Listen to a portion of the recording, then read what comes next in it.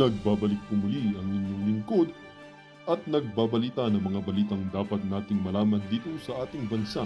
Ito ang Balitang Pambansa. Atin ngang matutunghayan sa channel na ito kung ano ang nangyayari sa loob ng ating gobyerno at syempre tumutulong na rin sa ating mga mamamayan na malaman ang katotohanan dahil mayroon tayong karapatan na malaman ang tunay na nangyayari sa ating bansa. Ngunit bago natin panoorin ang balita, huwag niyo pong kakalimutan na mag-subscribe sa ating channel at pindutin ang notification bell para lagi kang maging updated sa ating mga bagong videos na ina-upload araw-araw. At sa ating mga solid viewers naman dyan ay maraming salamat naman po sa walang sawang pagsuporta. At syempre, huwag din pong kakalimutan mag-iwan ng like at i-share ang ating mga videos. At kung mayroon ka naman pang opinion, ang ating comment section ay bukas para sa inyong mga hinaing. Ito na nga mga kaibigan, ating panoorin ang buong video. Salamat po muli and God bless!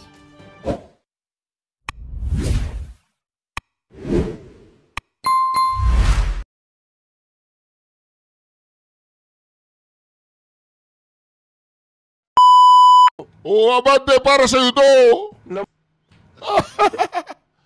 Abante! Abante! Namo.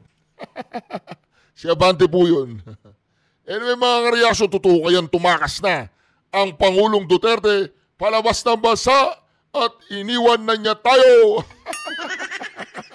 Ganon, am I that stupid? English yan. Tagalog niyan is ganon ako kagago. Abogado ako, fiscal ako, ganon ako kagago. Tama kayo, Mr. Chair. Tama po si Mr. Duterte.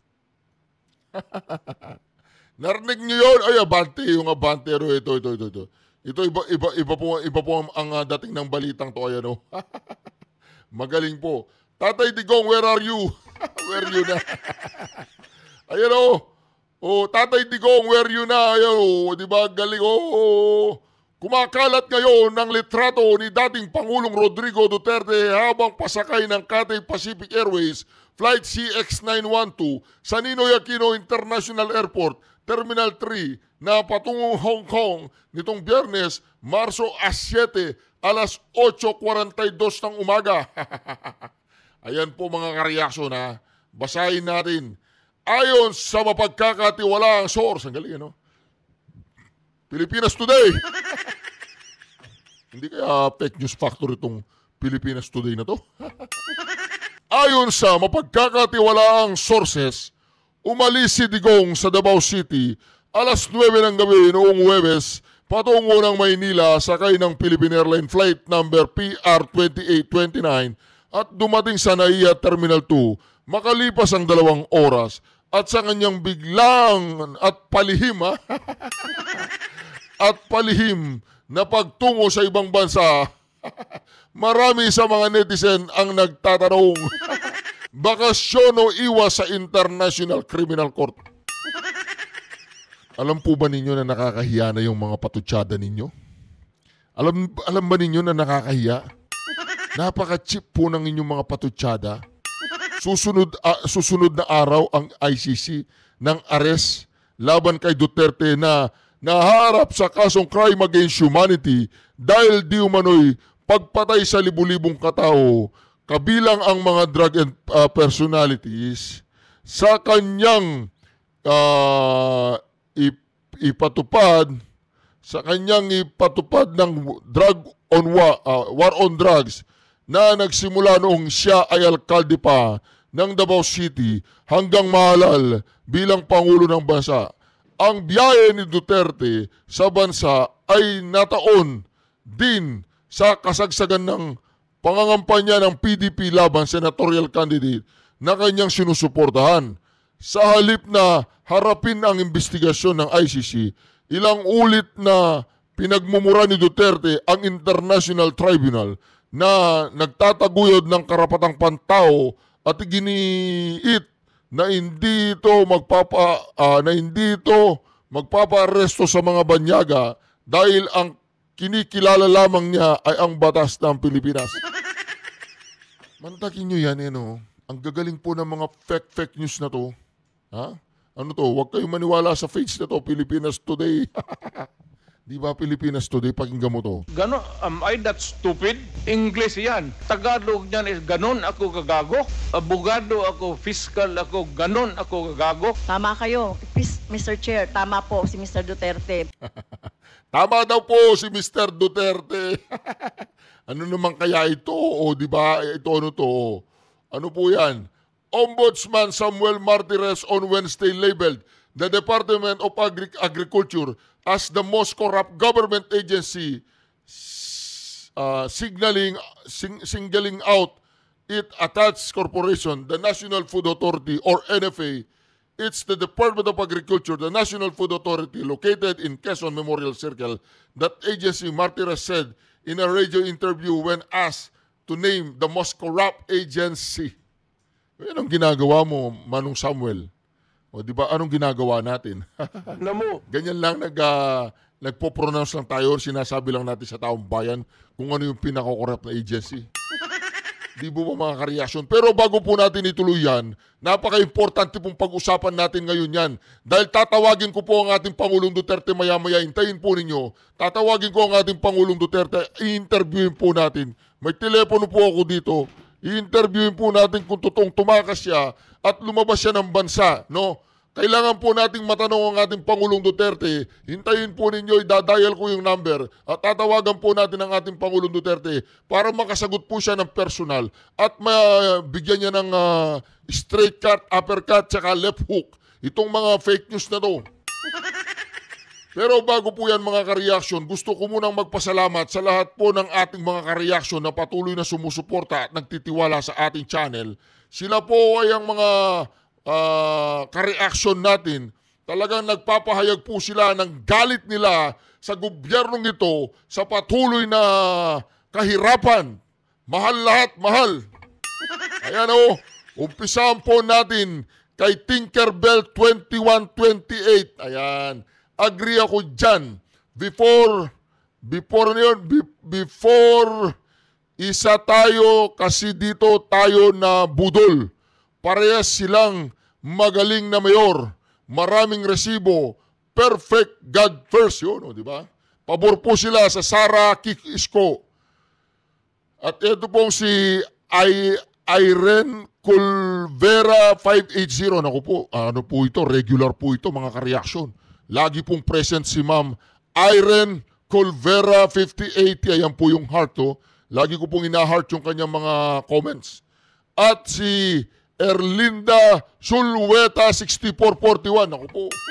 Lagi po itong si Ma'am Erlinda Sulweta tsaka si Ma'am Irene Culvera 580. Maraming salamat po sa lahat po ng inyong suporta, pakulay, membership at lahat po ng mga regular viewers natin. Sina-shoutout ko po kayo at alam ko po ang inyong adikahin upang matulungan ang ating bayan mga kareaksyon na maipahayag at maipaabot ang hinahing at mga kasinungalingan na ipinalalabas ng mga kampon ng kadiliman. Kailangan po nating sama-samang reaksyonan sa channel pong ito. Huwag po ninyong kalimutang mag-subscribe, i-like at i-share ang ating video. At lalong huwag yung kalimutang mag-comment dyan sa comment section para maipahayag po natin ang ating mga saloobin, opinyon at reaksyon. Huwag na nating patagalin. Mga animal kayo, hindi nagtatago ang Pangulong Duterte at hindi siya tumakas. Hindi siya ang galing po ng Abante. Ano sabi ng Abante? Sumibat. Sumibat daw ang Pangulong Duterte. Abante. Ano nangyayari? Digong sumibat pa Hong Kong. Nagpunta po ang Pangulong Duterte sa Hong Kong dahil meron silang tinatawag na campaign rally yon. Meron silang campaign rally dyan sa Hong Kong. Kasi lahat po ng mga nagtatrabaho sa abroad ay pro-Duterte. Akala ng mga bangag, akala ni Bobong Marcos, ay meron pang mga vloggers na matitunong katulad natin. Matitunong katulad natin na magbablog para sa kanya. Wala na, Bobong Marcos, kumalas na sila. Pero na lang yung mga nabayaran ninyo na dating naka Isko, na dating nasa mga ibang partido, nagbablog. Ngayon, nasa inyo, bayaran sila. Pera lang naman yung kanilang prinsipyo. Pera-pera. Hindi po katulad ng mga Duterte vloggers, may paninindigan yan, ipapatawag mo sa ano. Hoy, Barbers, magaling ka! Tawagan ko ng Pangulong Duterte, hintayin niyo ako. Huwag kang alis, Barbers, manood ka dito. Dadayal ko lang. Wait lang ha. Kung talagang sumibat ang Pangulong Duterte, tumakas. Meron po akong telepono, baka sabihin niyo wala. Ayan o. Ganyan po talaga dapat mag-dial para mabilis. Alright. Alright, okay. Hello? Si Reaction TVPH po ito. Oh, yung reaction. Yun po yun, ako po yun. Pwede po ba makausap ang Pangulong Duterte? Gising na, alas 3 na kasi na ng hapon eh. So palagay ko gising na po siya. Hindi pa pakigising po. May tatanong lang ako sa kanya. Opo. Okay. Gigisingin na daw. Oh, Pangulong Duterte. Kumusta po kayo? Reaction TVPH po, nagbabalik. Opo, reaction. Ako po yun. Opo. So, bali nandiyan po kayo sa Hong Kong ngayon. Tumakas daw po kayo, sumibat kayo.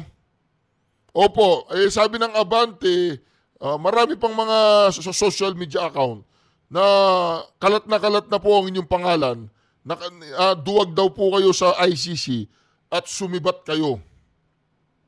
Opo. Okay. Meron po tayong dyan, campaign rally sa Hong Kong. Dadaluhan ng mga milyong Pilipino dyan. Okay. So, hindi po totoo na kayo ay sumibat. Hindi ko po pwedeng sabihin dito na chicks kayo. Oh. Baka malaman niya Ma'am Anilet. Opo. Okay. Pangulong Duterte, ang tanong ko lamang po sa inyo, ano pong masasabi ninyo sa ICC? Okay. Sabi ng Pangulong Duterte, ang ICC daw, putangin na pumunta kayo at ano pa ba? Subukan niya akong arrestuin, tapos pagbabariling ko kayo. Hindi, joke lang po yun. Hindi po sinabi ng Pangulong Duterte yun. Okay, bye-bye Pangulong Duterte. Aabangan po namin ang inyong, ang inyong napakagandang, meron po silang rally doon, no? Abangan po natin. I love you, President Duterte. Take care, mama. Chup-chup. Syukran.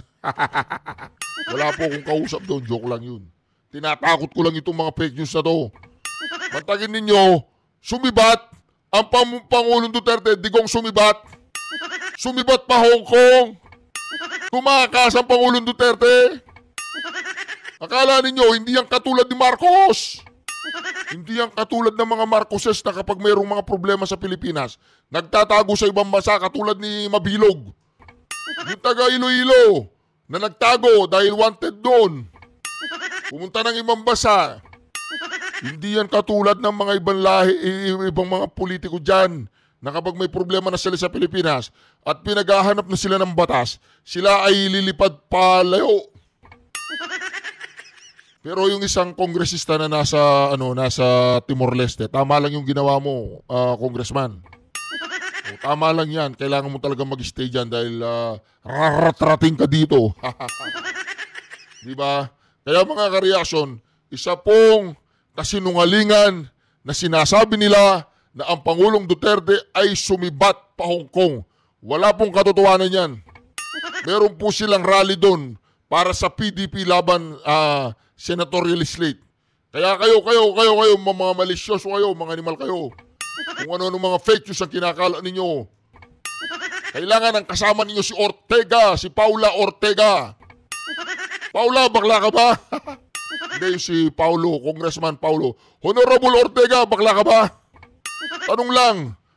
Kailangan mo magpagkaibigan kay Jake Gunggong.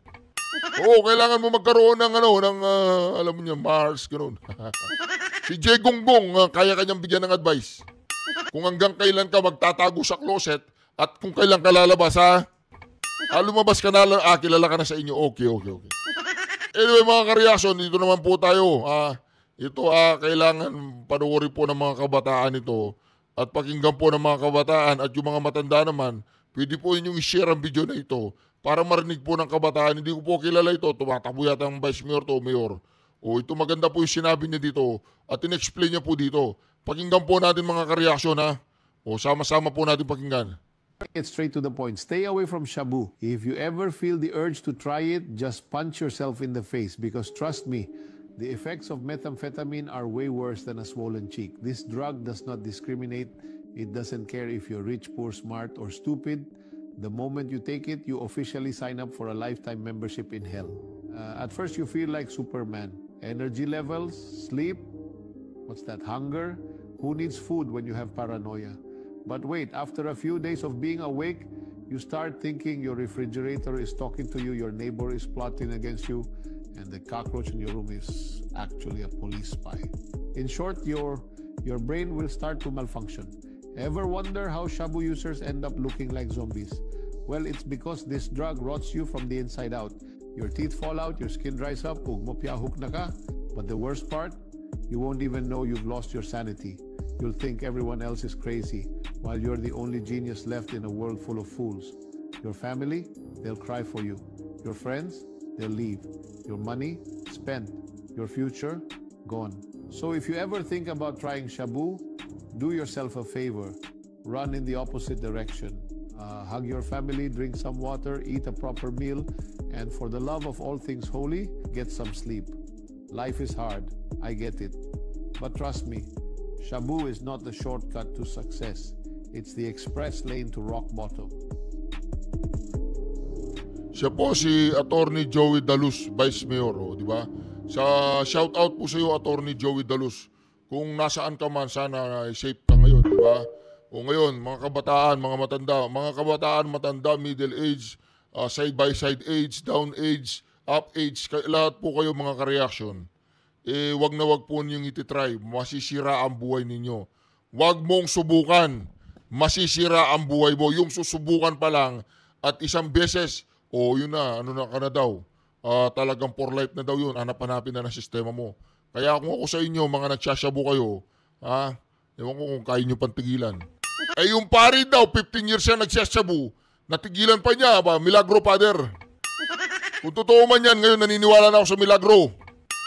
Pero siguraduhin mo, Father, hindi ka na adik. Kapag adik ka pa, nabalitaan ko, pag nakita kita, Father, talaga, magpapasan ka ng krus. Pwede ka bang ipako nun? Ipapako kita para magbagong buhay ka na. Hindi, kukuha na lang ako ng pampalo, ampasin na kita na ampasin. Para habang nagsisisi ka sa kasalanan mo, nararamdaman mo yung sakit. Diba? Ito naman po usapin ano naman tayo. Impeachment. Itong impeachment, kailangan pag-usapan natin ito Pakinggan po natin ito. Ang mga mambabatas na mas lumalakas pa ang ebidensya sa impeachment case ni Vice President Sara Duterte kasunod ng mga bagong nabunyag na pangalan na nakatanggap umano ng confidential funds pero walang record sa Philippine Statistics Authority. Yan ang ulat ni Harley Valbuena. Mas titibay pa ang impeachment case ng Kamara laban kay Vice President Sara Duterte. Kasunod ito ng pagbubunyag ni House Deputy Majority Leader Francisco Paulo Ortega V sa mga bagong pangalang umano'y may kaugnayan kay Mary Grace Piatos at sinasabing tumanggap din ng confidential funds mula kay VP Sara. Ayon kay Ortega, gagamitin ng House prosecutors bilang ebidensya sa impeachment. Alam po ba ninyo na na-impeach na siya? Lahat ng mga gusto nilang gawin, ginawa na sa kanya. Ang dami pa nilang pinapalabas na pangalan. Confidential nga, pero dahil mga bobo yung mga putanginang yan, dahil mga gago yan, patuloy nilang ginagago yung taong bayan at patuloy sila nagsasalita na lahat na sinasabi nila, hindi nila alam na ang taong bayan ay alam na. Unang-una mga ka-reaction, hindi totoong nag-corrupt si VP Sara, kasinungalingan yan. Pangalawa, mga gago silang lahat, yun lang. Ito po na pakinggan po natin si Ortega. Nangako na ako na hindi na ako magsisinungaling, putang na naman. Ortega, okay lang yan. Tuloy-tuloy mo yan. Magkano ba? Ang acknowledgement receipts na nagsasaad sa mga bagong nabunyag na pangalan kabilang sina Pia Piatos Lim, Renan Piatos at Shame Ocho. Gusto mong pakilala ko sa iyo kung sino yung mga Piatos na yun? Gusto mong makilala yung mga Piatos na yun? Ortega, Paula, Bakla ka ba, Brad? Hindi, okay, very good. Hindi ka bakla. Wala naman masama sa pagiging bakla kung ikaw ay masama. Isa po siya sa pinakamalakas na mapepresenta. Huwag po natin kakalimutan ng mga nangyari po nung Committee on Good Government na ito po yung isang bagay po na hindi talaga mapaliwanagan.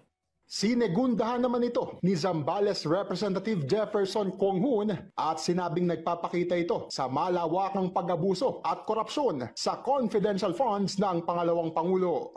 Hindi siguro nila pinag-ingatan yung kanilang pagliliquidate, kaya nagmamadali silang humanap ng mga pangalan na talagang kung saan nila ipapangalan yung kanilang mga perang inilalabas, talagang grabe. Ayon kay Congressman Ortega, tulad ni Mary Grace Piatos, hindi rin nakitaan ng birth records ng Philippine Statistics Authority ang mga pangalang Pia Piatos Lim, Renan Piatos at Shame Ocho. Sa ngayon, patuloy umanong naghahanda sa impeachment proceedings ang mga kongresista na magsisilbing prosecutors. Sa kabila nito, nasa Senado pa rin ang bola kung kailan masisimulan ang impeachment trial laban kay VP Sara. Hardy Balbana para sa Pambansang TV sa Bagong Pilipinas. Ang galing-galing po ni ni Jay Gonggong tsaka ni Paula Ortega. Hindi pa sila tumitigil mga kareasyon. Tuloy-tuloy lang sila, tuloy-tuloy. Diba? Ano naman sagot ng Malacanang, diba? Dapat pakinggan po natin yung both side. Para patas naman po mga kareasyon ito. Pakinggan po natin, ha? Dan Francis Escudero na sa Naninindigan si Senate President Francis Escudero na sa July 30 na posibleng maumpisahan ng paglilitis kay Vice President Sara Duterte kaugnay ng Articles of Impeachment na inihain laban sa kanya ng House of Representatives. Posible ring tumagal ito ng 2 hanggang 3 buwan. Ang pagsagawa ng paglilitis sa Vice Presidente ay maaaring masabay sa budget deliberation para sa 2026 proposed national budget ng Kongreso. Kabilang sa pangunahing mandato ng Kamara ang pagbusisi at pagpasa sa panukalang pondo ng pamahalaan. Ayon naman sa isang House leader, hindi hahadlang ang impeachment trial sa 2026 budget deliberations. May mga opisyalis tayo, may mga congressmen tayo na nakatutok sa impeachment, meron naman tayong mga congressmen na nakatutok sa budget at meron din naman tayong mga congressmen na nakatutok sa ibang mga gawain ng Kongreso. So tingin natin hindi naman ito maantala. Inaasahang itatransmit ng administrasyon ni Pangulong Bongbong Marcos Jr. sa House of Representatives ang panukalang pambansang budget para sa 2026 pagkatapos ng ika-4 na State of the Nation Address o SONA nito sa July 28. Samantala, kumpiyansa naman ng mga kongresista na maglalabas ng pabor na desisyon ng Korte Suprema kaugnay ng petisyon kontra impeachment na inihain ni VP Duterte. Naniniwala rin silang naaayon sa panuntunan at sumunod sa proseso ang reklamong ibig magpatalsik sa pwesto sa pangalawang Pangulo.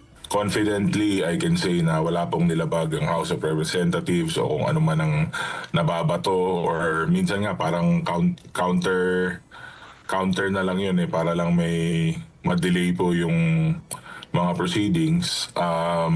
Confident po ako na hindi naman po magiging hadlang ang mga to sa impeachment. Nakita naman natin na talagang maingat na sinunod ng Kongreso ang proseso at talagang tinignan nito ng maayos, pinag-aralan maayos kung paano gagawin at susundin ang mga batas patungkol sa impeachment complaint.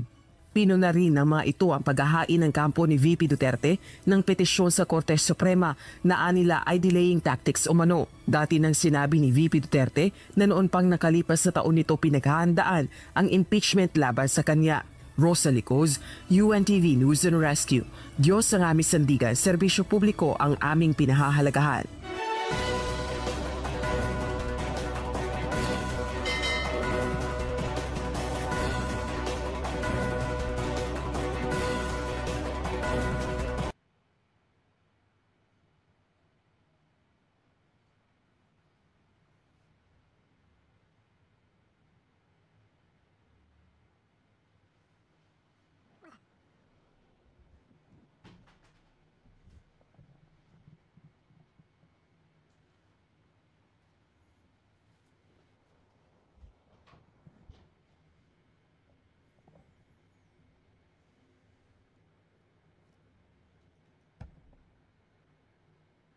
Dante, may sinabi ba si Attorney Monsod kung ano ang senaryo na iniisip nila noong binubuo ang 1987 Constitution? Kaya dapat maumpisahan agad ang impeachment trial. Magandang tanghali, Ella. Ang nabanggit kanina ni Attorney Monsod, ang intensyon kasi ng saligang batas kung kaya't mayroong provision ng impeachment ay hindi para alisin yung isang tuwaling opisyal ng gobyerno, kundi ang pangunahin daw intensyon nito ay protektahan yung interes ng taong bayan. At sinabi din niya kanina, Ella, na dapat nang mag-convene ang Senado bilang impeachment court. Ito ang sinabi ng ni Attorney Monsod, na isa sa mga framers o bumalangkas ng 1987 Constitution at dati ring chairman ng Commission on Elections. Ang salitang forthwith anya na nasa Article 11 ng Saligang Batas, ang ibig sabihin nito ay kaagad-agad na isinagawa. Hindi rin anya maaaring idahilan ng Senado na walang sesyon dahil ito ang intensyon ng Saligang Batas sa layong protektahan nga yung kapakanan o interes ng mamamayan. Kahit anong oras anya ay pwedeng manumpa bilang senator judges ang mga mambabatas ng mataas na kapulungan. Dagdag pa ni Monsod, maaaring political ang dahilan ng mga senador na hindi nila pag-convene kaagad. Gusto nitong malaman o ilabas ang mga pangalan ng mga senador na ayaw na mag-convene bilang impeachment court. May pananagutan din anya ang mga ito sa ilalim ng ating Saligang Batas. Yan ang ating update. Balik sa iyo, Ella. Maraming salamat, Dante Amento. Ang dami po talagang nagpupumilit at ang dami po talaga sumasawsaw para lamang matuloy na ang impeachment, di ba? Kaya lang, takot. Takot pong i-convene at ituloy na ang impeachment dahil alam po nila na saan pupunta ang impeachment. Sa Imbornal. Ito po, pakinggan po natin ito. Ang masama rito kung nagsisilbi naman sa bayan ang mga magkakamag-anak na politiko. Madeline Villar Moratillo sa balita. Ngayong papalapit na ang halalan na pag-uusapan na naman ulit ang isyu ng political dynasty. May ilang kandidato ang gusto pang ang ipadiskwalipika sa Commission on Elections dahil rito. Pero giit ni Senator Cynthia Villar, wala namang masama sa political dynasty kung nagsisilbi naman sila sa bayan. When you talk of dynasty, they get elected. They're not appointed. So if you don't like dynasty, then don't vote for them, diba? Oh, they do not force themselves. They campaign, they get elected. If ayaw ng tao, di talo. Giit pa ni Villar, paalis na rin naman siya sa Senado dahil huling termino na niya. Ang maiiwan na lang anya ay ang anak na si Senator Mark Villar. Ang bunsong anak naman niya na si Congresswoman Camille kumakandidato sa pagkasenador. You know, I'm leaving. Manny left the Senate already and I'm about to leave na. I'm local na lang. Si Camille na lang at si Mark. But they're young. You have to give them the chance. And I truly believe that I raised them well. Kung may dapat man aniya na maging issue rito, ito ay ang kapasidad ng mga kandidato na gawin ang kanilang trabaho. Batay sa nakasaad sa 1987 Constitution, dapat garantihan ng Estado ang patas na access oportunidad para sa pagseserbisyo publiko. Nakasaad din rito na bawal ang political dynasty pero kailangan ng batas patungkol rito. Madeline Villar Moratillo para sa Mata ng Agila. Matatag! Pabor naman po ako dun sa paano matatawag na dynasty yan. Kung tao naman ang may gusto sa mga taong yan. Palagay ko magiging dynasty yan na halimbawa self-imposed o mga appointee. Pero yan, ano yan eh. Diba? Nananalo sila eh. Kung ayaw ng tao sa mga dynasty, di wag nilang iboto yung magkakapilido. Pero wala tayong magagawa kung sila yung naglilingkod naman ng patas at maganda, di ba? Tuloy po na. Matapang, matapat. Ginit naman ng isang mambabatas na hindi dapat diktahan ng mga kongresista ang mga senador para simulan na ang impeachment trial laban kay Vice President Sara Duterte. Dagdag niya, may pakinabang kasi itong mga kongresista kaya pinipilit nilang umpisahan na ang paglilitis kay VP Sara. May live report si Mean Corvera. Mean. Ali, nanindigan ang mga senador na hindi sila magpapadikta o magpapapressure sa sinumang grupo na nagsusulong para simulan na ang impeachment trial laban kay Vice President Sara Duterte. Yan ay kahit makakalap pa ng mahigit 1 milyong lagda ang mga grupong nagsusulong nito. Dumating sa amin last day of session. Bigla nilang dinicide na gusto nila mag-impeach tapos kami ang isisisihin nila. So, baka sa House kaya kasi meron silang pakinabang. But the Senate, you don't buy the senators. May pakinabang umano ang mga kongresista kaya pinipilit na iporsige at simulan ng Senado ang paglilitis sa impeachment. Yan ang sagot ni Senator Cynthia Villar sa mga kongresista na nagsusulong na umpisahan ang paglilitis kahit pa nakareses ang Kongreso. Ayon kay Villar, walang basihan para madaliin ang mga senador dahil mismong mga kongresista inupuan ng reklamo. Out of ano yung schedule yun eh. Last day of session dinala sa amin. Bigla nilang dinicide na gusto nila mag-impeach tapos kami ang isisisihin nila. Ba't hindi nila ipinadala earlier? Hindi anya pwedeng diktahan ng mga senador na itigil muna ang pangampanya para bumalik sa Senado at dinggin ng reklamo. Can the Senate President tell that to the Senators?